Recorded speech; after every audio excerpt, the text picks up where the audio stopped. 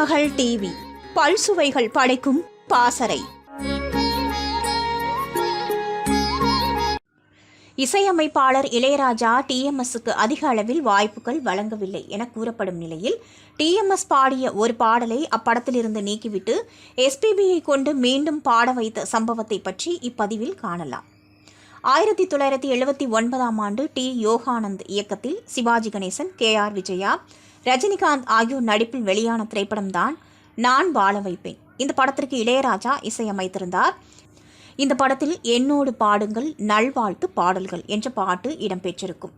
இப்பாடலை SPB பாடியிருப்பார். ஆனால் எஸ்பிபிக்கு முன்னதாக இந்த பாடலை டிஎம்எஸ் பாடியிருந்தார். டிஎம்எஸ் பாடியதை திரைப்படத்திலிருந்து நீக்கியதாக இளையராஜா மீது அன்றைய காலத்தில் விமர்சனம் முன்வைக்கப்பட்டது. ஆனால் டிஎம்எஸ் பாடியதில் திருப்தி இல்லாததால் தான் இளையராஜா அதனை நீக்கியதாகவும் ஒரு தரப்பினர் கூறுவார்கள். கதையின்படி KR விஜயாவின் பிறந்த நாளின் போது இந்த பாடலை சிவாஜி கணேசன் பாடுவது போன்று காட்சிப்படுத்தப்பட்டிருக்கும். ஆனால் சிவாஜி கணேசன் தனது உடல்நிலை பாதிப்பால் அவதிப்படும் சூழலில் பாடுவது போன்று பாடல் உருவாக்கப்பட்டிருக்கும்.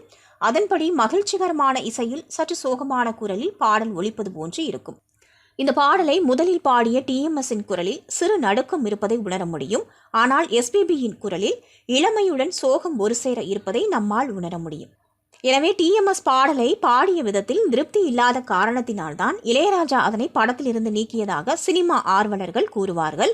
மேலும் இதே படத்தில் இடம்பெற்றுள்ள பொன் வண்ணமே அன்பு பூ வண்ணமே பாடலை டிஎம்எஸ் தான் பாடியிருப்பார். இளையராஜா நினைத்திருந்தால் டிஎம்எஸ்ஸை முற்றிலும் தவிர்த்திருக்கலாம் எனவும் அவரது ரசிகர்கள் கூறுவார்கள். எனவே நல்ல கலைஞர்களுக்கு தனிப்பட்ட விருப்பு வெறுப்புகளை கடந்து படைப்பு நல்ல முறையில் மக்களை சென்றடைய வேண்டும் என்ற அக்கறை இருப்பதாக சினிமா ஆர்வலர்கள் கூறுகின்றனர். திருமகள் டிவியை லைக் செய்து உங்கள் நண்பர்களுக்கும் ஷேர் செய்வதுடன் சப்ஸ்கிரைப் செய்து ஆதரவு தாருங்கள்.